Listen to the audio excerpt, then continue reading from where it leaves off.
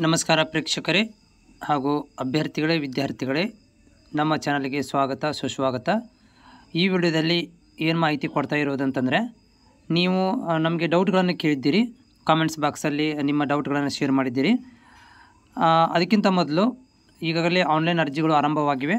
B ಎಡ್ದು 2025-26ನೇ ಸಾಲಿಗೆ 2 ವರ್ಷದ B Ed online ಅರ್ಜಿಗಳು ಆರಂಭಿಸಿದ್ದಾರೆ. ಅದರ ಜೊತೆಗೇ ಸಿಮಲ್ಟೇನ್ಸ್ಲಿ ಡಾಕ್ಯುಮೆಂಟ್ ವೆರಿಫಿಕೇಷನ್ ಕೂಡ ನಡೆದಿದೆ. ಇದು ಅಪ್ಲಿಕೇಶನ್ಸ್ಗಳನ್ನು ಯಾರೆಲ್ಲ ಅಭ್ಯರ್ಥಿಗಳು ಇನ್ನೂವರೆಗೆ ಹಾಕಿ ಮತ್ತು ಡಾಕ್ಯುಮೆಂಟ್ ವೆರಿಫಿಕೇಷನ್ಗಳನ್ನು ಮಾಡಿಸ್ಕೊಳ್ಳಿ.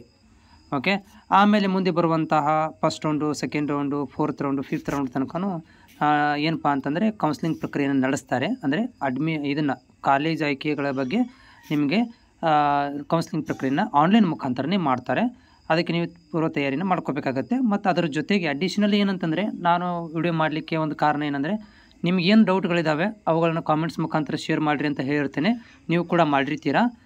ಅಭ್ಯರ್ಥಿಗಳು ನೋಡಿ ನೀವು ವಿಡಿಯೋಗಳನ್ನು ನೋಡ್ತಾ ಇದ್ದೀರಿ, ಜೊತೆಗೆ ಕಾಮೆಂಟನ್ನು ಕೂಡ ಹಾಕ್ತಾ ಇದ್ದೀರಿ. ಆದರೆ ಚಾನಲ್ ಸಬ್ಸ್ಕ್ರೈಬ್ ಮಾಡ್ಕೊತಾ ಇಲ್ಲ, ಪ್ಲೀಸ್ ಸಬ್ಸ್ಕ್ರೈಬ್ ಮಾಡ್ಕೊಳ್ಳಿ. ಇಲ್ಲಿ ನೋಡಿ, ಪೇಮೆಂಟಿಗೆ ಸಂಬಂಧಿಸಿದಂಥ ಡೌಟ್ಗಳನ್ನು ಮಾತ್ರ ನಾನು ಈ ವಿಡಿಯೋದಲ್ಲಿ ಮಾಹಿತಿ ಕೊಡ್ತಾ ಇದ್ದೀನಿ. ಇಲ್ಲೊಂದು ಅಭ್ಯರ್ಥಿಗಳು ಕಾಮೆಂಟ್ ಹಾಕಿರುವಂಥದ್ದು, ಡೆಬಿಟ್ ಕಾರ್ಡ್ನಲ್ಲಿ ಪೇಮೆಂಟ್ ಆಗ್ತಾ ಇಲ್ಲ. ಓಕೆ, ಡೆಬಿಟ್ ಕಾರ್ಡಲ್ಲಿ ಪೇಮೆಂಟ್ ಆಗ್ತಾ ಇಲ್ಲ. ಯಾಕೆ ಆಗ್ತಾ ಇಲ್ಲ ಅಂತಂದರೆ 2 ಕಾರಣಗಳು ಆಗ್ತವೆ. ಒಂದು, ಸರ್ವರ್ ಪ್ರಾಬ್ಲಮ್ ಇರ್ಬೋದು. ಎರಡನೇದು ಏನಪ್ಪ ಅಂತಂದರೆ, ಇವತ್ತು ಸೆಕೆಂಡ್ ಸಾಟರ್ಡೆ ಇರೋದರಿಂದ, ಓಕೆ, ಇವತ್ತು ಬ್ಯಾಂಕ್ಗಳು ರಜೆ ಇರ್ತವೆ. ಸೊ ಆಟೋ ಡೆಬಿಟ್ ಸಿಸ್ಟಮನ್ನು ಬ್ಲಾಕು ಮಾಡಿರ್ತಾರೆ ಅಥವಾ ಗೇಟ್ವೇಯನ್ನು ಬಂದಿಟ್ಟಿರೋದ್ರಿಂದ ಆ ರೀತಿ ಕೂಡ ಆಗ್ಬೋದು. ನಾಳೆ ಕೂಡ ನಿಮ್ಗೆ ಪ್ರಾಬ್ಲಮ್ ಆಗ್ಬೋದು, ಯಾಕಂದರೆ ಸಂಡೇ ಇದೆ. ಮಂಡೇ ಬೇಕಾದರೆ ನೀವು ಪೇಮೆಂಟನ್ನು ಮಾಡ್ಬೋದು. ಓಕೆ, ಸೊ ಆಮೇಲೆ ಅದರ ಜೊತೆಗೆ ಏನಪ್ಪ ಅಂತಂದರೆ, ಇಲ್ಲಿ ನೀವು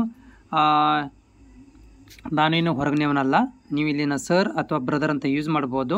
ಹಾಗೆ ಇಲ್ಲಿ ಏನಪ್ಪ ಅಂತಂದ್ರೆ, ದಾರಿಯಲ್ಲಿ ಹೋಗೋರಿಗೆ ಕೇಳಿದಾಗೆ ಕೇಳಕ್ಕೆ ಹೋಗಬೇಡಿ. ಓಕೆ, ಬ್ರದರ್ ಯೂಸ್ ಮಾಡಿ, ಇಲ್ಲ ಸರ್ ಅಂತ ಯೂಸ್ ಮಾಡಿ. ನಾನು ಕೂಡ ನಿಮ್ಮ ಒಂದು ಫ್ರೆಂಡ್ಲಿಯಾಗಿ ನಾನು ನಿಮ್ಮ ಕಾಮೆಂಟ್ಗಳನ್ನು ಓದ್ತಾ ಇದ್ದೀನಿ.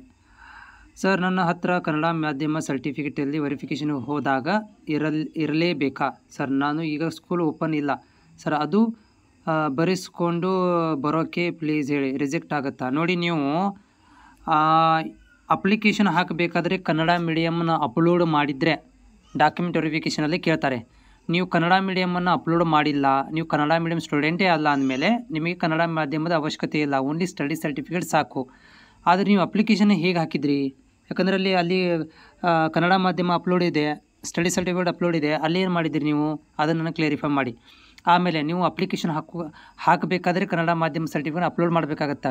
ಸೊ ನೀವು ಅದನ್ನು ಮಾಡಿಲ್ಲ ಅಂತಂದರೆ ಇದು ನಿಮಗೆ ರಿಜೆಕ್ಟ್ ಆಗುತ್ತೆ. ಯಾಕಂದರೆ ಅಲ್ಲಿ ನೀವು ಮೇಲ್ಭಾಗದಲ್ಲಿ ಕನ್ನಡ ಮೀಡಿಯಮ್ ಎಸ್ ಅಂತ ಹಾಕಿ ಅಪ್ಲೋಡ್ ಮಾಡಬೇಕಾದ್ರೆ ಅಲ್ಲಿ ನೀವು ಅಪ್ಲೋಡ್ ಮಾಡಿಲ್ಲ ಅಂತಂದರೆ ಅಪ್ಲಿಕೇಶನ್ ರಿಜೆಕ್ಟ್ ಆಗುತ್ತೆ. ನೀವು ಅಪ್ಲಿಕೇಶನ್ ಹಾಕೋಕ್ಕಿಂತ ಮೊದಲು ಬರೆಸ್ಕೊಂಡು ಬಂದು ಆಮೇಲೆ ಅಪ್ಲಿಕೇಶನ್ ಹಾಕಿ, ಆಮೇಲೆ ಪೇಮೆಂಟನ್ನು ಮಾಡಿ, ಆಮೇಲೆ ನೀವು ಡಾಕ್ಯುಮೆಂಟ್ ವೆರಿಫಿಕೇಷನ್ ಹೋಗಿ ಎಲ್ಲ ಕರೆಕ್ಟ್ ಆಗುತ್ತೆ. ಸರ್, ನಾನು SBI ಬ್ರ್ಯಾಂಚ್ಗೆ ಹೋಗಿ ಪೇಮೆಂಟ್ ಮಾಡಿ ಬಂದಿದ್ದೆ. ಮಾಡಿ 48 ಗಂಟೆ ಮೇಲೆ ಆಯಿತು, ಆದರೂ ಪ್ರಿಂಟ್ ಬರ್ತಾ ಇಲ್ಲ. ಸೊ ನೋಡಿ, ಪೇಮೆಂಟ್ ಏನಾಗಿದೆ ಅಂತಂದರೆ, ಇವತ್ತು ಮತ್ತು ನಾಳೆ ಅಂದರೆ ಸೆಕೆಂಡ್ ಸಾಟರ್ಡೆ ಇರೋದನ್ನು ಬ್ಯಾಂಕ್ ರಜೆ ಇದೆ.